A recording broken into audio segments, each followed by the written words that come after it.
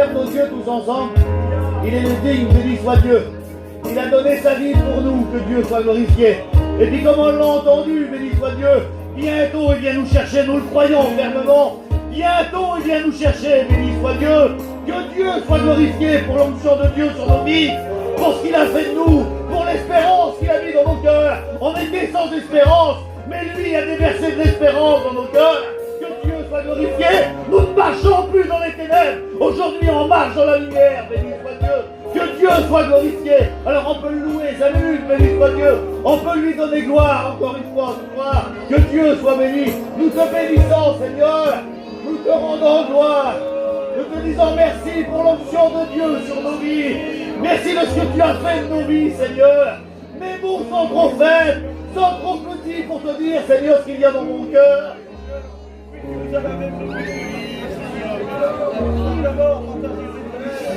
Merci pour la vie de Dieu.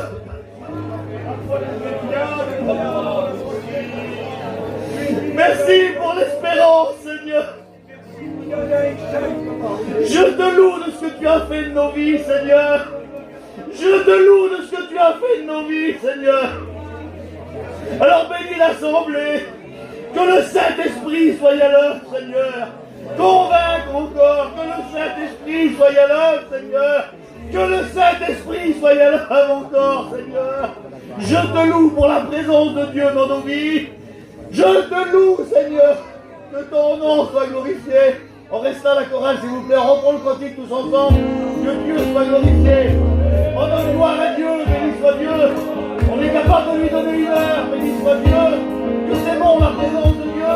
Que c'est bon d'être dans sa présence. Béni soit Dieu. À Dieu la gloire. On se lève tous ensemble. Béni soit Dieu. À Dieu la gloire. Gloire à Dieu. Que Dieu soit béni. Laisse-toi bénir par Dieu. Il y a le Saint-Esprit qui est parmi nous. Laisse-toi toucher ton cœur. Il a fait de nous des enfants de Dieu. On ne méritait rien, on était loin de lui. Mais lui nous a attirés à lui. Béni soit Dieu. Que Dieu soit glorifié. Amen, amen.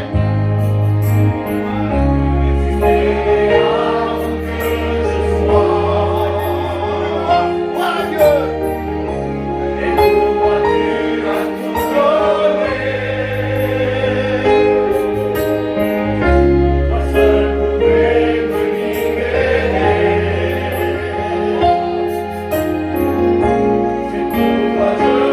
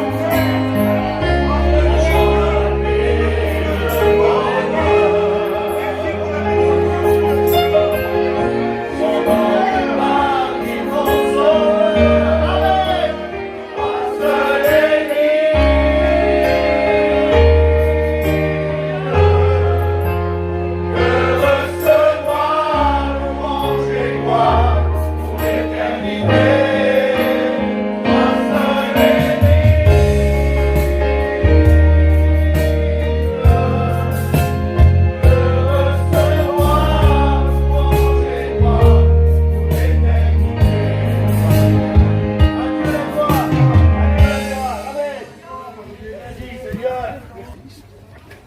Dites Amen. Gloire à Dieu. Toi la gloire, Seigneur. Toi la gloire. Quelle bonne réunion. Toi la gloire. Toi la gloire. Quelle est bonne la présence de Dieu.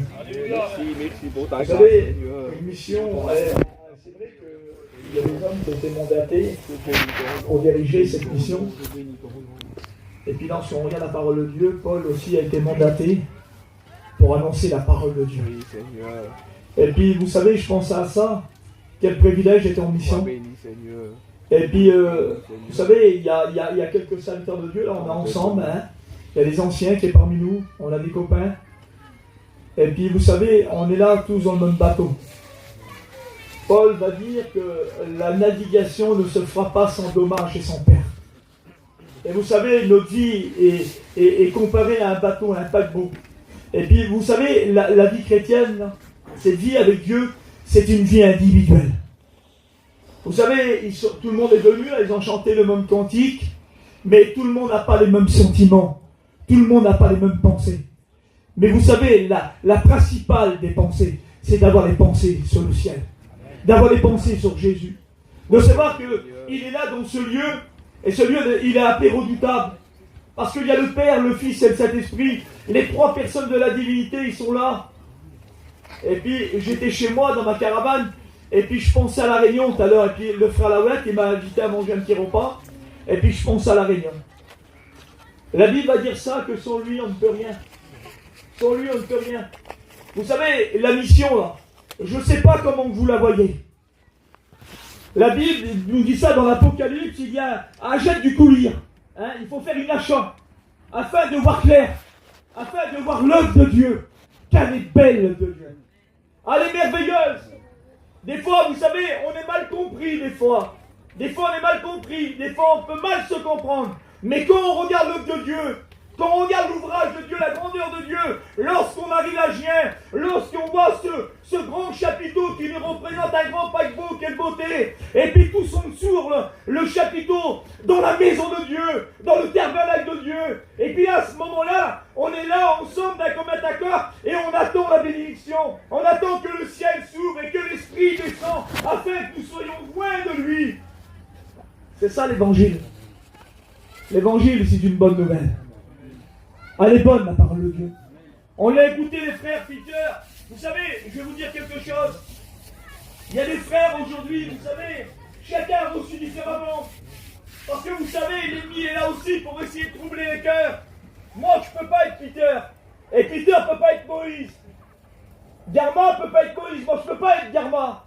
Mais non, ensemble, quelle beauté. Dans le même but avec les copains, afin de jeter cette semence. Comme la parole de Dieu va dire, lorsque Jésus va être là, au bord du rivage, au bord de l'eau, il va voir deux barques amarrées, il va s'approcher près de ces barques, et il va choisir une barque en particulier. Et puis ce soir, je voudrais te dire ça. Ce soir, je ne sais pas si tu es amarré, si tu es découragé, si tu es au bord du chemin, je ne sais pas, comme cet homme qui était aveugle au bord du chemin, je ne connais pas ton cœur, je ne connais pas ton besoin, mais Jésus lui-même, quelle beauté, avec son amour, il s'est approché près de cette barque, et la Bible nous dit qu'il a choisi une de ces barques, et quelle beauté, ce soir, le Seigneur, au travers de la parole de Dieu, les cantiques, qui a été chanté ce soir, il a préparé ton cœur à recevoir cette semence dans ton cœur. Tu ne voudrais pas que le Seigneur s'approche près de toi et qu'il choisit ta barque, qu'il choisit ton petit foyer, et puis là il vient près de toi, puis toi, vous savez, Pierre, c'était l'homme de Dieu qui était là dans la barque, il était un petit peu découragé, parce qu'il était parti pour pêcher, il a pêché toute la nuit, et il a ramené aucun poisson, aucun bénéfice dans sa maison. Et vous savez, dans cette mission, c'est de même. On veut un bénéfice dans cette mission. Même si on a un marée, on veut se lancer en plein eau. On veut jeter nos filets. Et les filets, quelle beauté! Le filet, c'est la parole de Dieu. Vous savez, autour de nous, il y a des besoins extraordinaires. Il y a des foyers qui pleurent. Il y a des foyers qui sont dans la détresse. Il y a des jeunes foyers qui ont besoin. Alors Pierre est là, il a un marée, il arrête la pêche. Et peut-être qu'il était découragé. Parce que lorsqu'on regarde la parole de Dieu, Pierre connaissait le lac. Il connaissait les profondeurs. Il connaissait sa largeur, il connaissait la pêche, il connaissait le bateau, il savait réparer un filet. Et peut-être tu es comme ça, peut-être tu connais tout. Mais peut-être que tu as oublié le principal. Peut-être que tu l'as négligé, peut-être que tu l'as mis de côté, parce que c'est la parole de Dieu qui dit « Malheur à celui qui oublie le nom de l'Éternel, car le nom de l'Éternel, il est précieux dans ce lieu, Amen. il est redoutable, il est celui qui peut changer une vie, il est celui qui peut passer, il fait passer un homme des ténèbres à la lumière, du péché à la sainteté. » C'est ça l'évangile. L'évangile, c'est une bonne nouvelle. Tu voudrais pas que l'Éternel s'approche de là-bas. Fais une réflexion. Tu dis à ta Marie, tu es présent de corps, mais tu es absent d'esprit. Ta barque est là, le découragement est là.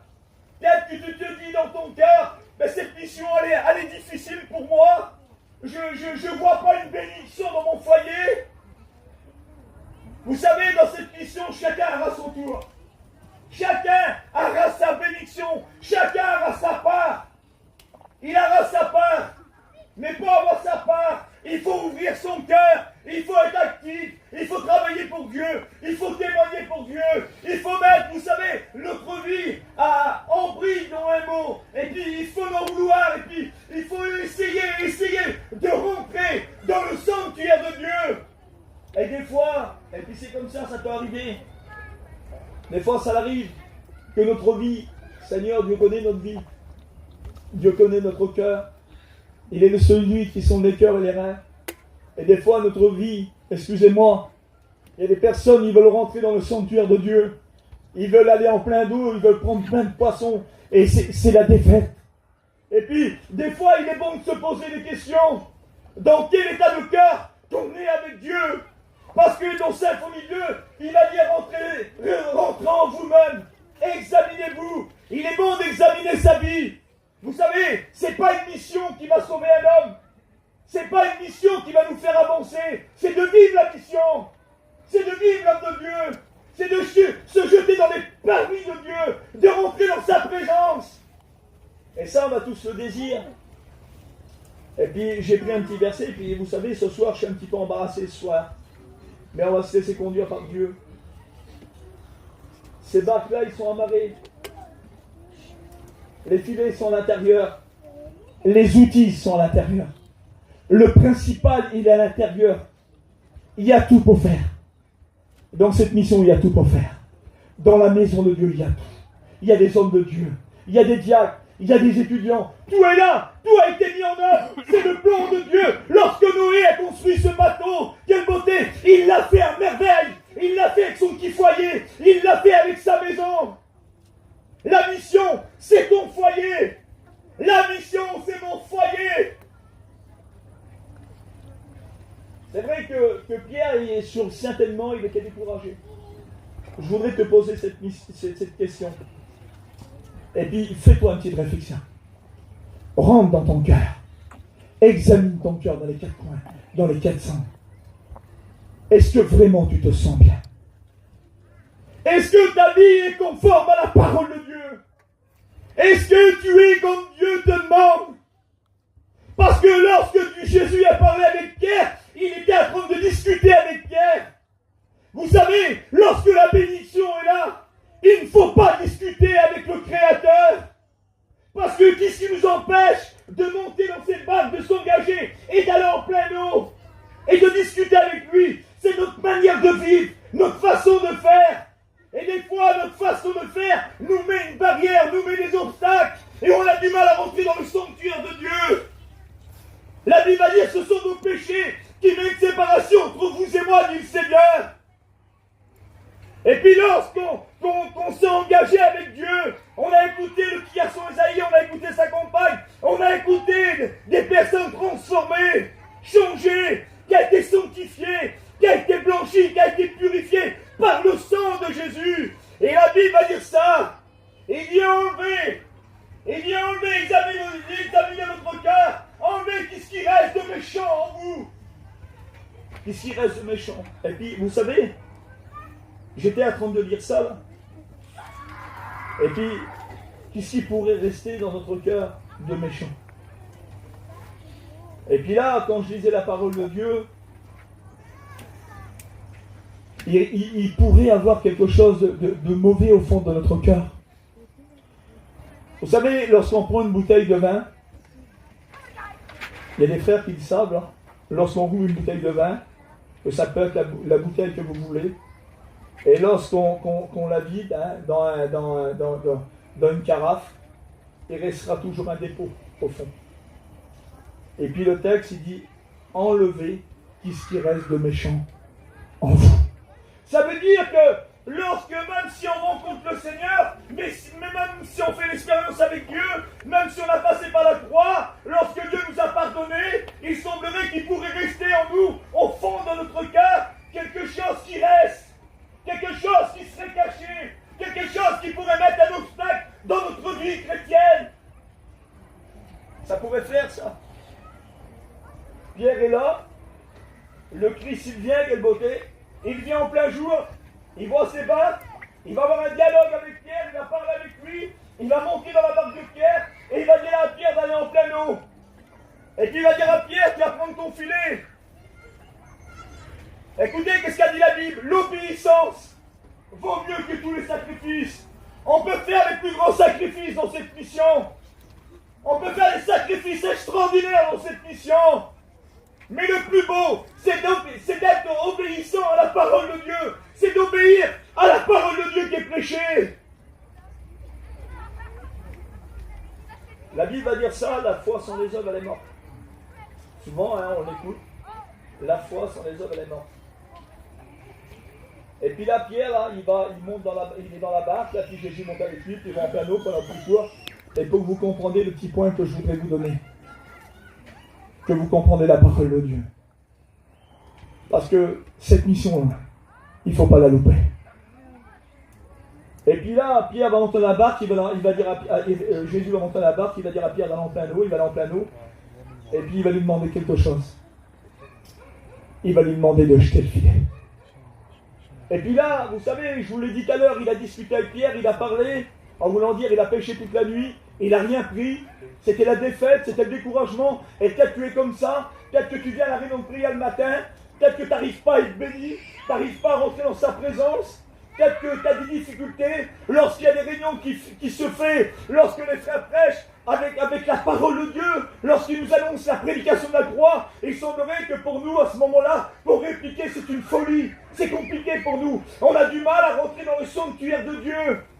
Mais si notre vie n'est pas conforme avec la parole de Dieu, s'il reste quelque chose de mauvais au fond de nous, ben dans cette soirée, il y a la possibilité de s'en débarrasser. Il y a la possibilité de s'embarrasser. On peut être le meilleur des hommes, le bon garçon, le gentil, avoir l'apparence de la piété, comme a dit la Bible, un homme de prière, un homme de Dieu, une femme de Dieu, une femme ou un homme qui est dans l'activité, et puis dans son cœur, il pourrait y avoir quelque chose qui l'empêcherait, qui lui met un frein dans sa vie. Et puis seul, qui mieux que nous, qui connaît notre cœur? Moi, je connais mon cœur, je connais mes défauts, je connais mes imperfections, je connais mon caractère. Et puis lorsque je prie le Seigneur, je demande à Dieu qui m'aide, parce qu'on en a besoin, parce que la Bible nous appelle à marcher dans la sanctification. Et la sanctification, c'est une vie de renoncement. C'est de sortir de notre cœur les choses qui déplaisent à Dieu, les choses qui sont mauvaises, qui restent. Et on a besoin tous les jours de marcher dans la sanctification, d'avoir un langage correct à la parole de Dieu et un témoignage aussi. Et puis des fois, notre témoignage, notre façon de faire ne correspond pas, ne colle pas avec la parole de Dieu. Vous savez, sur le terrain là, vous êtes observés. Il y a des serviteurs de Dieu qui vous observent. Et il y a aussi des chrétiens qui observent les serviteurs de Dieu. Parce que n'oubliez pas, je l'ai dit, nous sommes dans la même barque, nous sommes dans le même bateau. Et puis Pierre va aller avec le Christ en pleine eau. Et puis lorsqu'on regarde la parole de Dieu, et lorsqu'on fait la parole de Dieu, on regarde l'histoire de Pierre, Pierre avait quelque chose dans sa poche. Parce qu'il est revenu de la pêche, et le miracle s'est fait, la bénédiction s'est fait. Parce qu'il a obéi à la parole de Dieu. Il a pris son filet, il l'a jeté du côté droit, comme le Seigneur lui avait dit. Il ne serait pas bon que tu changes de bord. Et Jésus va dire, passons de l'autre bord. Il ne serait pas bon que tu passes de l'autre bord. Dans la mission, là, il y a des personnes qui s'épanouissent. Ils sont bénis de Dieu, ils sont remplis de Dieu. Le ciel est ouvert pour eux. Vous savez, on prêche un message qui est accessible. Et puis des fois, lorsqu'on prie, on n'arrive pas. Il semblerait que le ciel ne s'ouvre pas. Il semblerait que le ciel est fermé.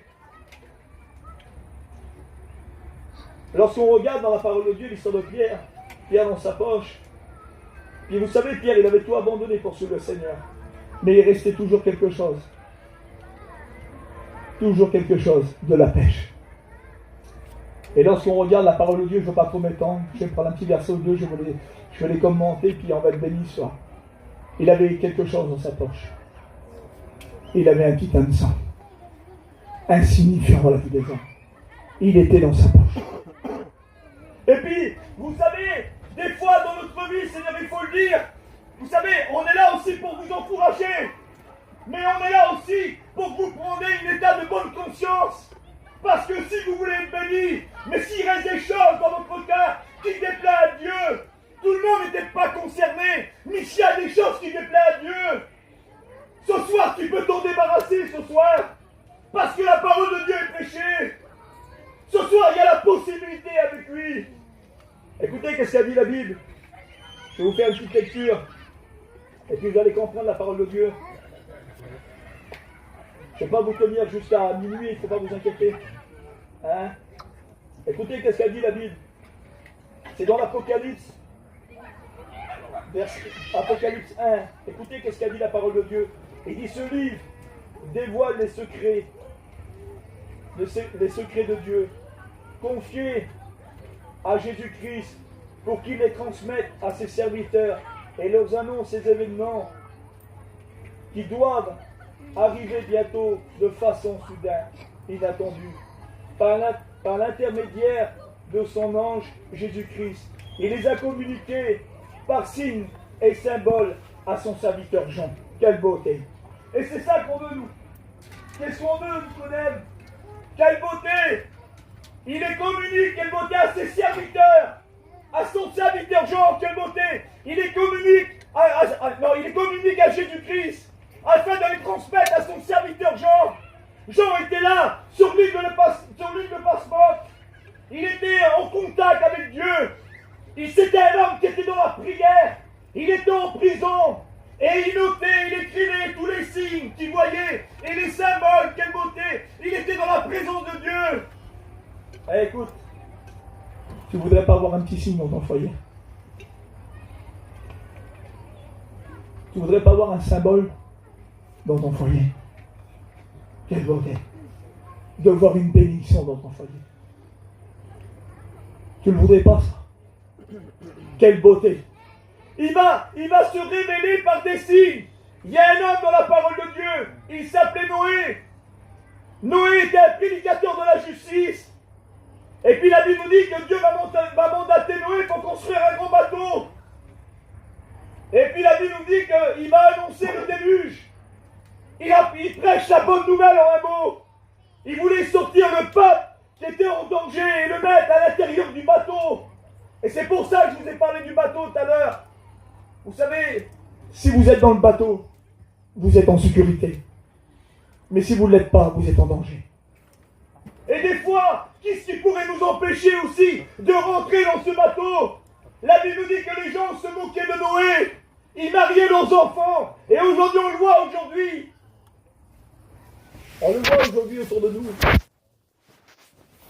On voit autour de nous. On a des oreilles, on entend. Et les gens riaient de Noé. Vous savez, je vais vous dire quelque chose. Des fois, il y a même des prédicateurs qui passent derrière et qui prêchent la parole de Dieu. Certains rient d'eux. Eh oui. On arrive à trouver quelque chose sur le pasteur. Et pourtant, le pasteur, il a été choisi par Dieu. Comme Noé qui a été choisi par Dieu. Et lorsque l'homme de Dieu prêche, vous savez, si vous regardez en nous, on est comme vous. On a besoin aussi de la grâce de Dieu. On a besoin aussi que Dieu nous met à l'abri. Parce que vous savez pourquoi? La Bible va dire ça, celui qui doit venir viendra. Et la Bible va dire, il ne tardera pas à son accomplissement. Ce que sa bouche dit, son bras l'accomplit. Alors, vous savez, je vais vous donner le meilleur conseil. Lorsque Noé est là, qui construit ce bateau-là, pour aller au plus court, sa petite famille à l'eau, elle a rentré à l'intérieur. Et Noé faisait navigation. Noé mettait le pape en garde. Et nous, ce soir, nous sommes comme Noé. On vous prêche la parole de Dieu. On vous met en garde que le Seigneur va revenir. Que le Seigneur est à la porte. Que le Seigneur doit revenir bientôt. Et puis le temps est venu que la porte de l'arche s'est fermée. Parce qu'il y a un temps pour tout. La Bible nous parle des temps. Il nous parle d'une dispensation. Une dispensation, c'est une période de temps. Ça dure un temps. Et puis aujourd'hui, on est conscient aujourd'hui de la vie qu'on a sur cette terre. Je ne sais pas si vous trouvez vraiment les choses du monde vraiment beaux, jolies. Si vous êtes vraiment dans la paix avec tout ça et dans la joie. Et puis c'est une petite réflexion qu'il faut se faire. Vous savez, lorsqu'on est malheureux, lorsqu'on est triste, lorsqu'on est découragé, et puis que le Seigneur s'approche près de nous, et qui vient, qui nous prend en charge par le moyen du Saint-Esprit, et qui nous prend dans ses bras, et qui nous console, et qui essuie les larmes de notre cœur. C'est pas beau ça. Ça c'est de l'amour. C'est véritable. Des fois les hommes peuvent passer outre. On l'a vu dans les jours à venir. On a prêché sur cet homme qui descendait de Jérusalem à Jéricho. Il tombe entre les mains des brigands, il se fait dépouiller, il a demi-mort. Il a tout perdu, ils ont tout pris, ils ont arraché ses vêtements. Et puis aujourd'hui, lorsqu'on regarde la parole de Dieu, l'apôtre Paul va dire ça, vous avez été l'Église, celui qui appartient au Christ a été revêtu des armes de Dieu. Et puis les armes de Dieu, ils sont utiles pour notre vie chrétienne. Elle est vitale. Parce que ces armes-là, ce n'est pas des armes offensives. C'est des armes spirituelles. C'est des armes célestes.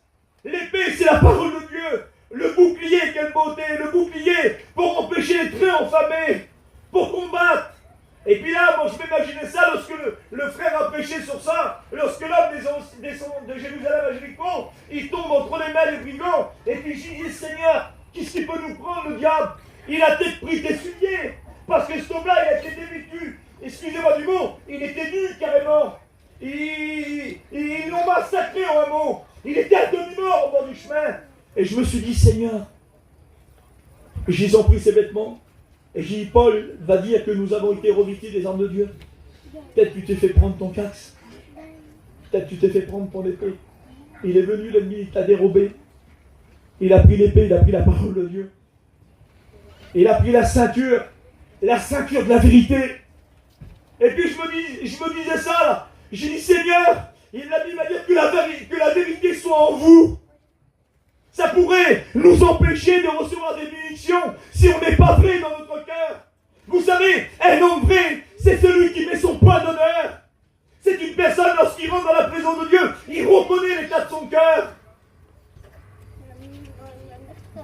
Est-ce que vous êtes tous parfaits dans cette soirée? La Bible dit qu'il n'y a pas un juste, pas un seul. Si nous sommes justifiés, si nous avons été lavés, parce que c'est l'amour de Dieu qui a été prouvé par son amour. Il l'a manifesté à la croix. Et puis là, je faisais ma petite réflexion. Je prends 2 minutes, je fais doucement. Hein, comme ça, vous allez comprendre. Vous n'êtes pas fatigué ce soir? Écoute, ma soeur, peut-être que l'ennemi a pris la prière dans ton foyer. Mon frère, peut-être que l'ennemi a pris tes souliers du zèle. Vous savez, sur le terrain, là, il y a des garçons qui travaillent pour le Seigneur. On a des futurs étudiants, on a des étudiants, on a des serviteurs de Dieu. Si les serviteurs viennent vous voir, vous visiter, parce qu'ils ont les souliers du zèle. Et le diable, il voudrait les arracher, ces souliers. Il voudrait s'emparer des souliers. Il voudrait les prendre, il voudrait les garder pour lui, pour freiner les ministères. Bah oui, ça l'arrive ça. Bah oui. Quand je connaissais des copains, mon Seigneur, ils étaient vaillants, terribles. Et puis d'un seul coup, ça l'arrive, un découragement, assis. Et puis, j'ai dit, mon frère, il faut que tu reprends le zèle que tu avais avant. Parce qu'on a appelé à s'encourager, on a des frères des fois qui sont découragés. Des chrétiens, des chrétiennes, des copains. Des fois, ils sont découragés. Et puis cette réflexion-là. Et puis après, on va prier le Seigneur. Si tu veux que Dieu se révèle dans ton foyer, Si tu veux voir la main de Dieu dans ton foyer, si tu veux que Dieu se révèle dans ton foyer, il faut que tu sois armé de Dieu. Parce que le diable, il ne fait pas de cadeaux. Et si tu as perdu les souliers du zèle, si tu as perdu l'épée, ce soir, au travers de la parole de Dieu, il y a possibilité de les récupérer. Parce que lorsqu'il lisait le verset, le chapitre, il va dire qu'un lévite passe à outre. Un lévite, un sacrificateur. Et aujourd'hui, il y a des sacrificateurs, aujourd'hui, qui nous font du mal. On a des sacrificateurs qui nous blessent. Et qui viennent comme ça, ils mettent la main dans la plaie, là. À place d'avoir une parole de sagesse qui vient nous fortifier. Ben oui, il y a des sacrificateurs. Il y a des limites. Mais parmi nous, il y a le vrai samaritain. Il s'appelle Jésus. Lorsqu'il se déplace dans un foyer, dans une maison, lorsque le foyer est touché, il remet tout en ordre. On l'a écouté. Il construit sur des ruines. Il met partout. Où qu'il y a des brèches, il met un baume de joie. Où qu'il y a de la souffrance, il met la joie, il met la paix, il met l'espérance. Ça arrive des fois de perdre. Hein? On ne gagne pas toujours des fois. Hein? C'est vrai. Hein? On ne gagne pas toujours des fois. Hein? Des fois l'épée elle a baissé. Hein? Le bouclier aussi. Vous avez vu, il y a des films comme ça, on voit on les voit ensemble comme ça. Là. Ils ont tous ce bouclier puis ils sont ensemble. Et puis vous savez, lorsqu'on regarde la parole de Dieu, il y a les petits boucliers, écoutez, et puis on va prier le Seigneur, vous allez comprendre. Il y a les petits boucliers, vous savez, il y a des petits boucliers de tous les jours. On en a besoin tous les jours de ce bouclier-là. Et il y a aussi le grand bouclier. Et le grand bouclier, c'est un bouclier qui nous protège à tout le corps. Et puis lorsque l'armée était ensemble, ils mettaient les boucliers ensemble, il y avait des jointures, et lorsque les chars venaient, ils passaient sur eux. Ben, tu sais, tu peux passer dans la plus grande épreuve. Dans le plus grand des combats. Mais si tu as le bouclier, tu seras plus que vainqueur. Par celui qui te fortifie. Quel bonheur. C'est merveilleux. Et c'est ça la parole de Dieu. La parole de Dieu, elle est bonne, Seigneur, elle est merveilleuse. Alors ce soir, il serait beau que tu fais un retour sur toi-même. Que tu t'examines ta vie et tu dis, Seigneur, s'il y aurait quelque chose dans mon cœur qui pourrait te déplaire, Seigneur, je te demande de me l'enlever. C'est pas beau ça? Est-ce que vous êtes vrai ce soir? Est-ce que vous êtes sincère dans votre cœur? Alors vous savez qu'est-ce qu'on va faire? Je ne vais pas vous tenir longtemps, j'ai écrit le verset, mais voilà. Vous savez, des fois le temps, hein? C'est mieux quelques petites paroles que le Saint-Esprit qui les comprend, qui touche ton cœur. Ce soir, le terme du message, si tu as perdu quelque chose, tu peux le retrouver. Et puis je voudrais qu'on ferme nos yeux un petit instant, puis je voudrais vous dire quelque chose. Je voudrais qu'on abaisse sa tête. Il y a notre part à nous. Je vais vous raconter une petite histoire dans la Bible, qui est toute simple. Lorsqu'on perd, on est malheureux. Lorsqu'on perd la prière, lorsqu'on perd le contact avec les frères, des fois c'est l'orgueil qui prend le dessus. On se met à l'écart. Et celui qui se met à l'écart, il cherche son propre intérêt. Mais dans cette soirée, il ne faut pas que tu cherches ton propre intérêt. Il faut que tu cherches l'intérêt de Dieu. Il y a une femme dans la Bible. Fermez vos yeux un petit instant, vous allez comprendre. Il y a une femme dans la Bible. Elle avait 10 pièces. Elle avait 10 pièces. Écoutez, c'est important. Et cette femme-là, c'était le grand jour pour elle. Il fallait ces 10 pièces pour elle. Cette maison était dans la joie. Elle était dans la félicité. Il y avait une joie qui était là en train de se produire. Et puis d'un seul coup, cette femme-là, je ne sais pas comment qu'elle va faire, elle va perdre une de ses pièces. Écoutez l'importance. Elle va perdre une de ses pièces. Et puis, vous savez, il fallait 10 pièces. Et quand elle avait ces 10 pièces, elle était dans la joie. Parce que le bonheur venait sur elle. C'était l'image de la joie pour elle, les 10 pièces. Et là, à ce moment-là, elle en perd une. Et la Bible nous dit, lorsqu'elle va perdre une de ses pièces, elle va faire quelque chose. Elle va être là dans sa maison, elle va allumer la lumière. Et lorsqu'elle va allumer la lumière, elle va déplacer les meubles. Et puis lorsqu'elle va déplacer les meubles, elle va bouger les meubles, elle va chercher, puis il arrive à un moment, elle va prendre son balai. Et puis elle va chercher dans les coins. Et puis elle va mettre du temps à chercher. Peut-être qu'elle était fatiguée, peut-être qu'elle n'arrivait pas à trouver cette pièce qui lui manquait. Parce qu'il lui fallait cette pièce. Et puis, pour arriver au moment qu'il faut, lorsqu'elle a tellement mis en œuvre pour chercher qu'est-ce qu'elle avait perdu, elle est arrivée à un moment, elle a retrouvé cette pièce. Et lorsqu'elle l'a retrouvée, elle était dans la joie. Quel bonheur. C'était bon pour elle. Amen. Vous voulez qu'on prie le Seigneur? Vous voulez qu'on demande à Dieu? Je vous ai dit tout à l'heure, s'il reste quelque chose de mauvais dans notre cœur, il faut le bannir. Il faut faire comme cette femme, il faut balayer. Qu'est-ce qu'il y a de mauvais, qu'est-ce qui reste de mauvais dans notre cœur? Et ça peut arriver. Il y a des textes, il dit dans la Bible, mais ça serait trop long s'il faudrait les commenter. Alors dans cette soirée, je voudrais que tu prends un moment dans ton cœur. On ne va pas chanter de cantique. On va laisser agir l'esprit dans les cœurs. Et puis dans ton cœur, un petit moment là, tu fais une réflexion. Tu dis, Seigneur, si j'ai perdu quelque chose, et tu sais qu'est-ce que tu as perdu. Et tu sais qu'est-ce qui te manque. Et ce soir, le Seigneur, quelle beauté. Lorsqu'on implore notre Dieu qui est dans les cieux, il vient, il nous aide. Il est la lumière du monde. Il va éclairer les quatre coins de notre cœur. Il va mettre tout à découvert. Il va nous faire comprendre, il va nous parler de qu'est-ce qu'on a perdu, qu'est-ce qu'on a négligé, qu'est-ce qu'on a pu laisser rentrer dans notre cœur qui est déplacé. Ce soir, ce petit instant-là de prière dans ton cœur, fais-le. Fais un bilan. Examine ta vie. Tu dis, Seigneur, moi je veux la bénédiction. Je veux être béni ce soir. Je veux recevoir du Seigneur. Alors je demande à la voix qui sait de sa place.